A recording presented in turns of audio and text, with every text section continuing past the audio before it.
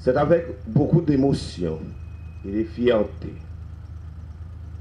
que je prends la parole en tant que maire dans la cérémonie marquant l'inauguration de ce village qui accueillera 180 familles dont la plupart sont des familles à faibles ressources économiques et financières.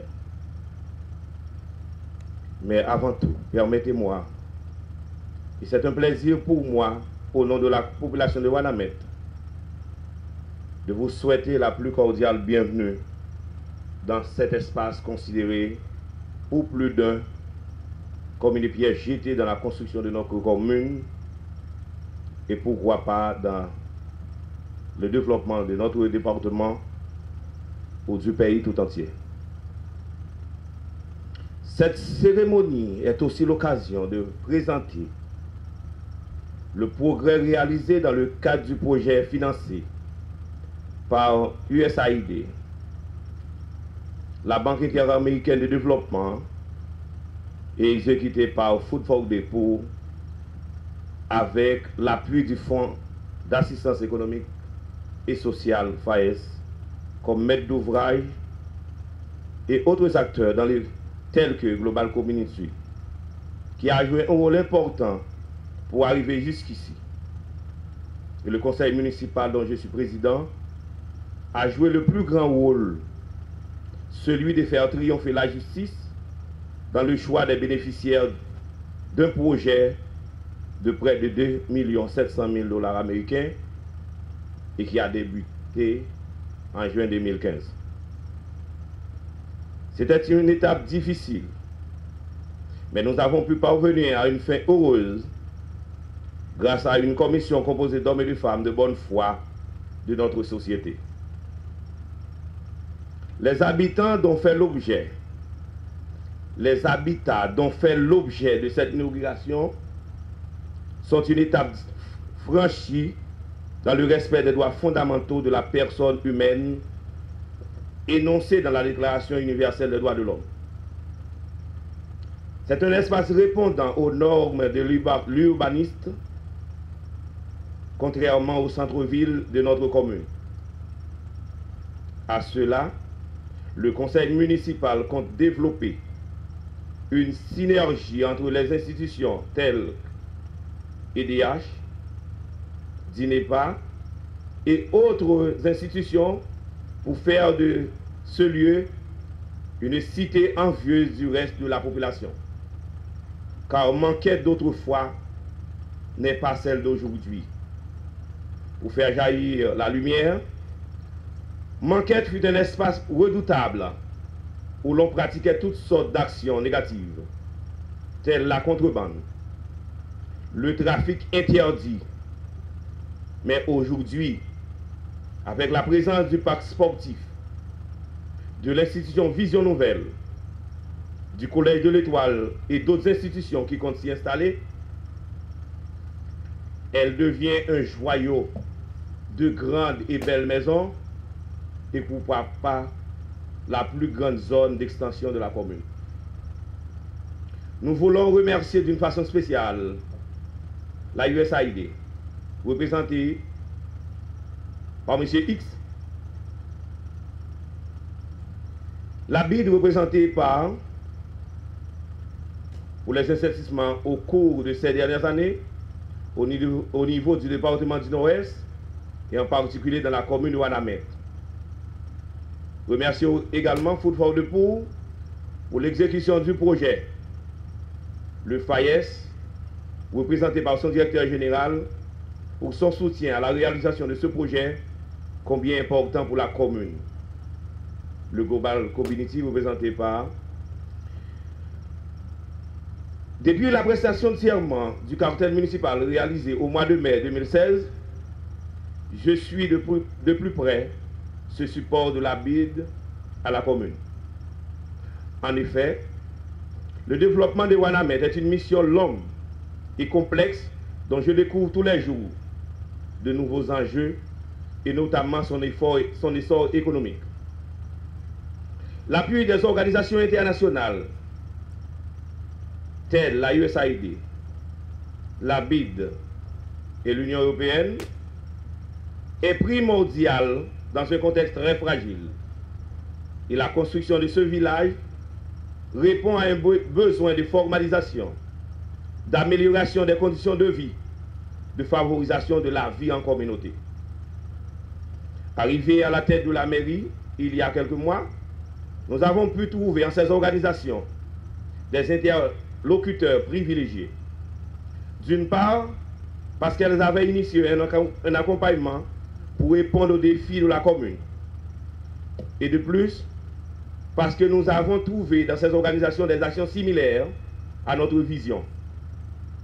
Je pense notamment à cette action considérée comme vitale, à laquelle un chaud d'applaudissements est dirigé à l'endroit de la BID et de la USAID. Applaudissez s'il vous plaît. Pour l'entreprise publique de promotion et des logements sociaux, EPPLS, c'est toujours un honneur et une grande satisfaction d'inaugurer ou de participer à l'inauguration de nouveaux logements sociaux. C'est toujours aussi un plaisir pour l'EPPLS de partager de la joie avec les familles qui se réjouissent de l'amélioration de leurs conditions de vie grâce à l'accès à un logement décent. Voilà pourquoi le PPLS applaudit tous les efforts et sacrifices consentis pour disposer aujourd'hui ces 182 logements au bien-être de l'humain. Il y a quelques mois de cela, c'était l'inauguration de 242 logements sociaux à Terrier-Rouge. Aujourd'hui, c'est l'inauguration ici, à Ouanaminthe, de 182 nouveaux logements acceptables, décents, construits par FAIES avec les fonds de la BID et des Food for the Poor. C'est un exemple probant que chaque jour, l'État continue ses œuvres. En matière de logements sociaux, ces dernières années, le PPLS mène la politique et les stratégies de l'État haïtien, mais elle est aidée par des partenaires importants comme le FAIES, la BID, USAID, la Banque mondiale, etc. Nous ne pouvons pas tout faire en un jour, mais nous ne resterons pas sans rien faire. Ces opérations reflètent très bien la volonté du pouvoir exécutif pendant ces 5 et 6 dernières années d'inscrire son action dans une politique habitat, celle de réduire les déficits de logements sociaux dans le pays. Depuis ces dernières années, l'exécutif s'approprie de cette politique qui consiste à accompagner ceux qui ambitionnent d'accéder à la propriété. Moun qui veut arriver, gagne un bon jancaille, qui relève chez maître, chez maîtresse. Car l'exécutif est conscient que le logement représente un élément de stabilisateur dans le développement de l'humain. Tout le monde qui travaille, tout le monde qui fait jardin, qui planté yam, patate, manioc, ak banane pour bailler pays à manger, qui fait commerce, besoin d'un bon logement décent. Comme vous le constatez, il s'agit de logements neufs. Des logements neufs. Vous le regardez et regardez encore, ce sont des logements neufs. Durée, c'est-à-dire que bien équipés et une durée de vie standard de 50 ans au moins. Les occupants de cette modèle à Terrier-Rouge sont satisfaits même s'il reste des travaux à faire. Maintenant, les travaux ont pris fin d'ici. D'ores et déjà, je vous souhaite la bienvenue aux locataires. Chers locataires ou copropriétaires, vous allez vivre des moments heureux dans votre logement et votre nouveau quartier. Sous les auspices de l'EPPLS, il est indispensable que se développent les partenariats responsables pour travailler à un meilleur d'exploitation de ces maisons, des espaces communs et du site en général dans l'intérêt commun. La volonté de chaque partenaire, telle que la mairie de Ouanaminthe, les bénéficiaires locataires et nous autres, le PPLS, est requise pour protéger, embellir, sécuriser et développer le village. Je vous assure que le PPLS, comme représentant direct de l'État haïtien et co-gestionnaire de ce village, mettra tout en œuvre pour vous garantir une vie agréable dans votre nouveau quartier et vous accompagnera jusqu'à la possession de vos titres de propriété. Avec le soutien de chaque associé, j'espère que notre collaboration sera très fructueuse. Que le grand Jéhovah bénisse ce village. Merci.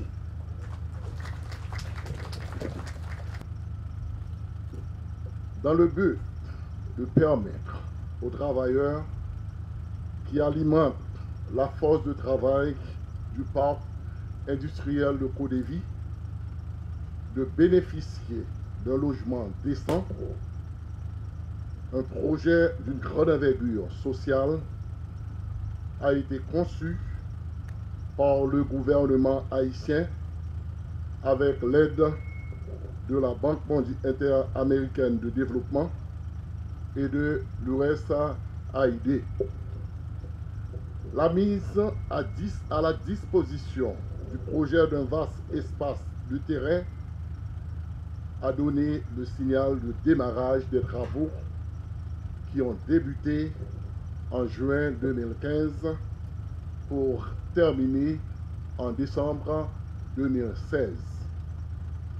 Mes chers compatriotes, chaque fois que le FAES inaugure une infrastructure avec une autre institution publique partenaire, je demande toujours à tous les acteurs présents qu'ils relèvent du secteur public, des institutions privées, de la presse, de la liste des principaux bénéficiaires ou des forces vives de la société civile d'applaudir la générosité des partenaires étrangers qui ont accepté de mettre une partie de leurs revenus à la disposition de l'État haïtien comme support à la lutte contre la pauvreté. Chers amis, aujourd'hui, le partenaire étranger est une fois de plus la Banque interaméricaine de développement, la BID, qui a conçu ce projet dans le cadre du programme de soutien au plan d'intervention dans le secteur de l'habitat, SPICH. Je remercie la BID non seulement pour le support financier au développement des zones démunies du pays, mais également pour avoir favorisé l'esprit de confiance mutuelle avec le FAES, ce qui a permis de multiplier les cérémonies d'inauguration des ouvrages d'infrastructure sur des projets qui ont trop longtemps duré.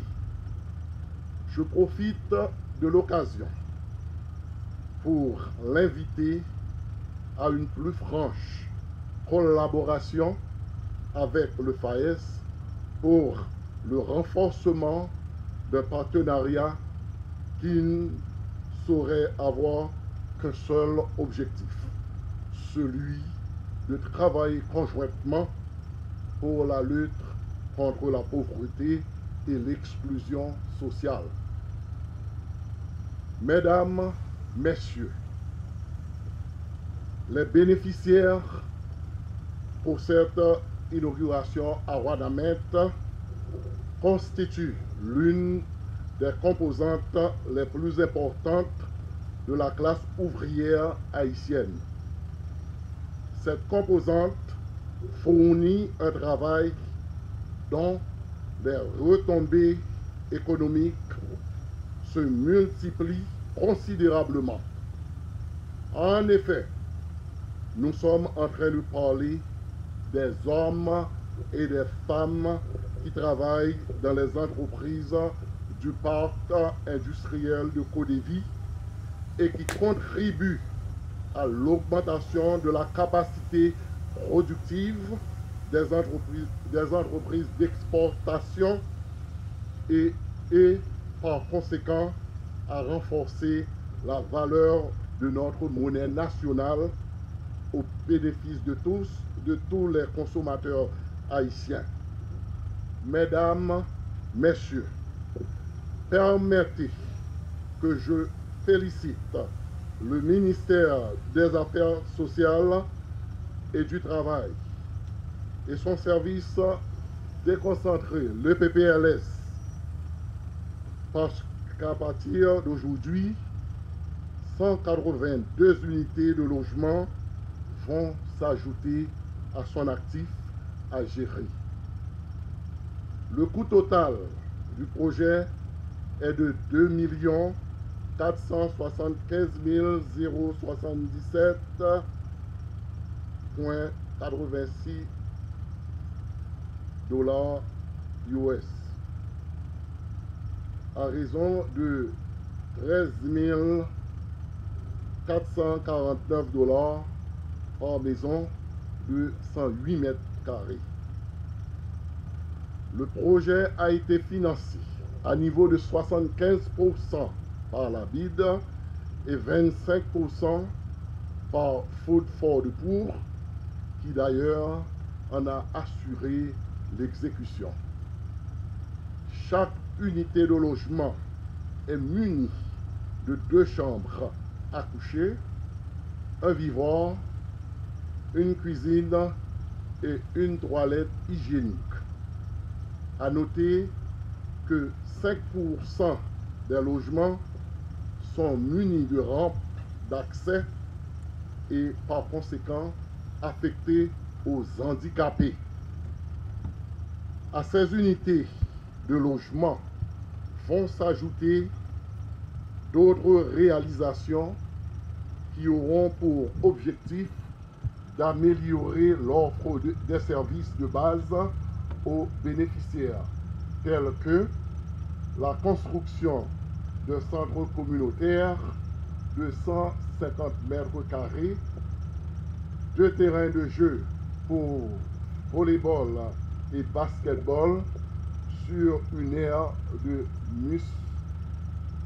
musculation, sans oublier l'aménagement paysager et la mise en place de réseaux de distribution d'eau, un réservoir, un panneau solaire. Le FAES remercie tous ceux-là qui ont participé à la réalisation de ce projet et vous assure tous de sa disponibilité à contribuer à l'amélioration du niveau de vie des Haïtiens dans tous les domaines d'activité économique et sociale.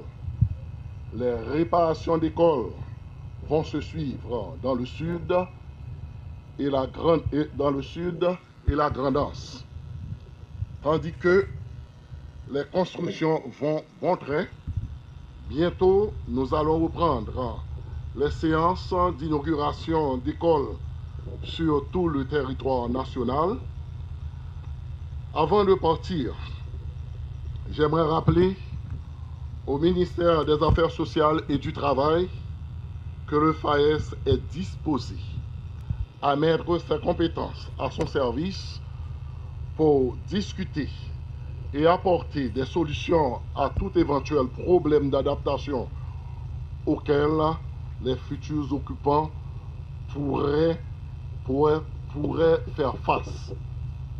Chers compatriotes qui travaillent dans les structures appropriées du parc industriel, j'espère que ces maisons vont bénéficier de votre soin particulier pour les garder toujours propres et belles. Nous nous reverrons dans une prochaine occasion. Je vous remercie.